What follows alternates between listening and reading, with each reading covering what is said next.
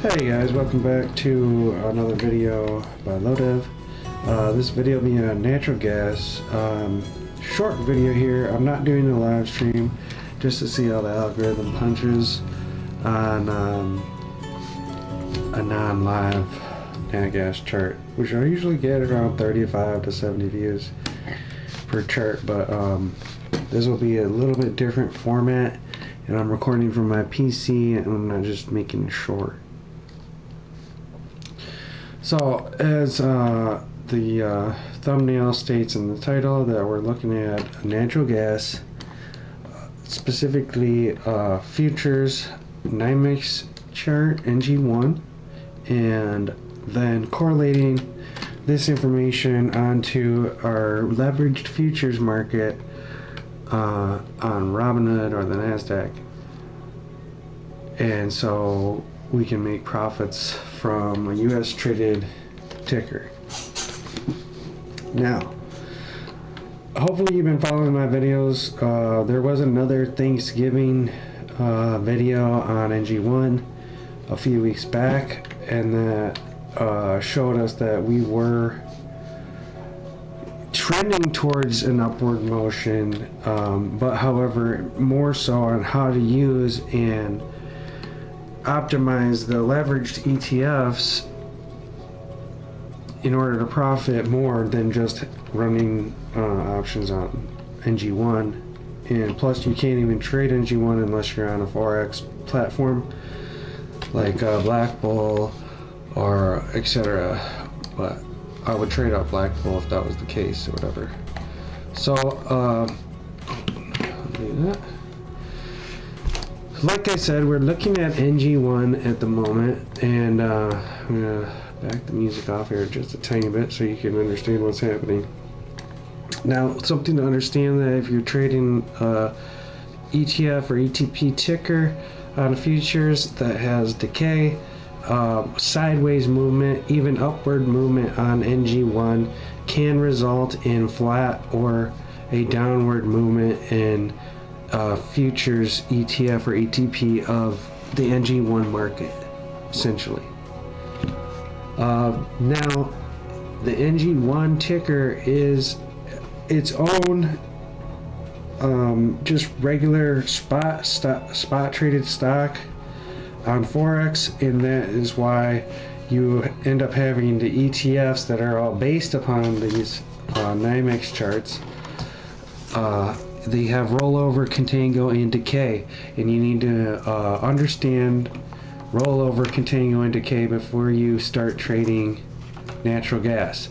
That is the first and only mistake that everyone does, and you end up realizing that after you've lost the majority of your money that you were trying to invest in natural gas in the first place. So, noting all that, if you've seen my channel for a while or you've been following the progress, I share my losses as well as my profits, just so you guys know that I'm not perfect, nobody's perfect, and natural gas is one of the most hardest to understand and execute correctly stocks on the market to date. So with that being said, you are going to want to do your trades in anticipation of the move. So you need to be doing your trade roughly a day before the move happens, or you may be caught off guard and too late. And if you're trading an ETP or ETF futures of NYMEX, Ng1, or XNG, you need to realize that the contango and decay is going to rob you on the long side. So my recommendations after lots of trial and errors is to short side high leveraged on natural gas, and then you're going to do a low leverage on the long side of natural gas.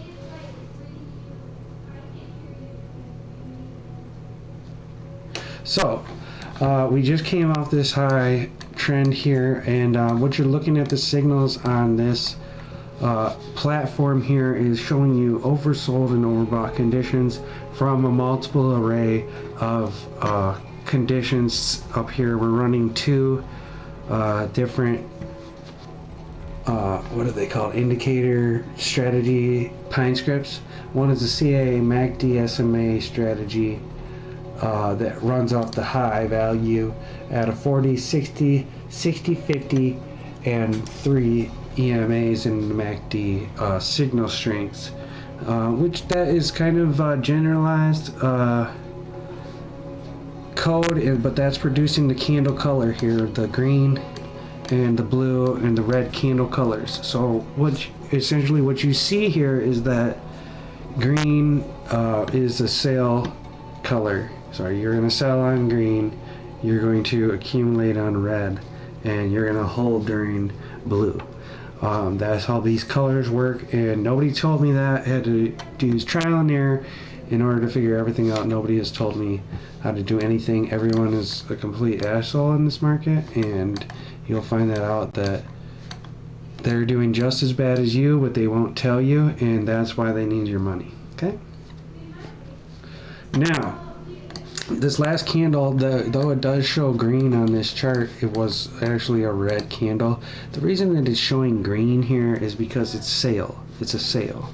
Like, you're going to hit these greens, and the green areas means that it's starting to be oversold. So that's just one indicator. And then you have these red arrows on the top here, which is the second script, an enhanced options swing detector version 6 with wick detection.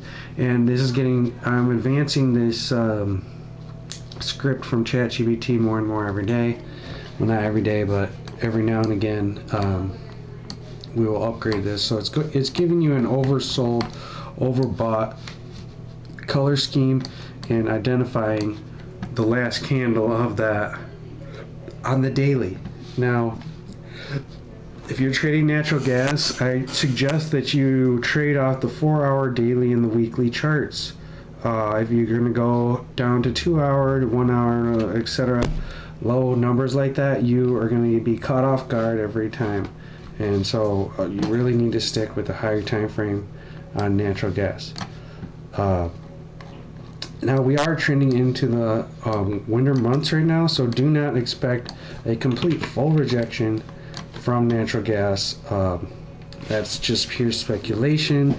These lines down here, they may not reach all the way, but it definitely won't go past this line, noting that we're going into the winter months. Unless you start seeing certain signals. So what you're going to see is you're going to see the pop of the green. You're going to see a pop of the red if you're going to sell. You're going to see the pop of the green when it's the most opportune time to buy in. And you also have wick detection on here. So you would see maybe that like here off that big move down, the RSI triggered, and you can see that down here. The MACD and RSI are just slightly lower than this. Don't use historical values on Ng1 and the ETF futures. The further you get back in dates, the more invalid the chart becomes because of the contract rollovers and contango and the reverse splits and inverse splits. It makes this older chart irrelevant, and you shouldn't be relying on that so much. Okay, so near term stuff, 60 days, something like that. If you see up here on this script, we're running I think 65% on this RSI MACD triggering. So what it's showing you here is that you have a congruent RSI MACD, and then you are amplifying the displacement. So at the max amplification between the RSI and these MACD indicator situation here, it shows you the overbought situation on the options chain, or the oversold there, and then this would essentially be the overbought up here. Okay, so that is what we're looking at. We're in the overbought condition, and so what you want to look at is these signals, these types of signals down here. These types correlate everything together, even this short-term SMA, EMA lines here, to show you that, hey, we got oversold, it popped. So ChatGPT came up with this script, and I'm able to control to say, hey, there's you got a lower wick here. Even though no signals popped, you got a lower wick here. Look down at your MACD RSI divergence, and you say that we are in a buy condition here. We're in a sold condition here. This is super simple, and this plan could probably end up making us millions of dollars in the end, but it literally is going to take you 7 years to figure this out, and a bunch of trial and error, a heartache, pain, and you may have some high times in between that where you think that you're going to be winning, but you're actually not. And so just want to give you guys an update on what's going on here. We did have a pullback. If you go and look at XNG, it's already back at the EMAs and stuff, but remember that's all based off of Ng1 NYMEX. So we're gonna wait for this. We're gonna watch Ng1 for our correlations, and then the high time leveraged ETFs for the reversals, because that honestly is gonna. The ETFs can do really whatever they want, and it's whoever's in is who's gonna control the things starting to go down. All right. So, yep, we're looking for these overbought, oversold conditions, popping this stuff. If you want this script, the enhanced options swing detector version 6 with wick detection, the CA MACD SMA strategy you can find for free in the TradingView indicators, and the enhanced options swing detector was made by me and ChatGPT. You can go in there and you can tell ChatGPT to set all this up for you if you really want it. It knows how to do it. So, as far as that, guys, we are still in an oversold position. On the futures and on this stuff, it never just turns around off one candle. You need to realize that your turnaround here was 1, 2, 3, 4, 5, 6, 7, 8, 9, 10, etc. So we're running a 9 to 13 count on candles as well to pop some of these signals, so just keep that in mind, that you should be in high leveraged puts still, and we are waiting to re-enter low leveraged calls on the natural gas futures market. High leveraged via BOIL, Boil ticker, or Kold ticker, KOLD, and short leveraged via UNG, because we can't play Forex markets, we're on Robinhood. So this is how you play Robinhood on with contango with the Forex spot prices, okay? And as far as that goes, you guys can tune in at another date and time where I will, if we do get a reversal candle here, I will update a video on you.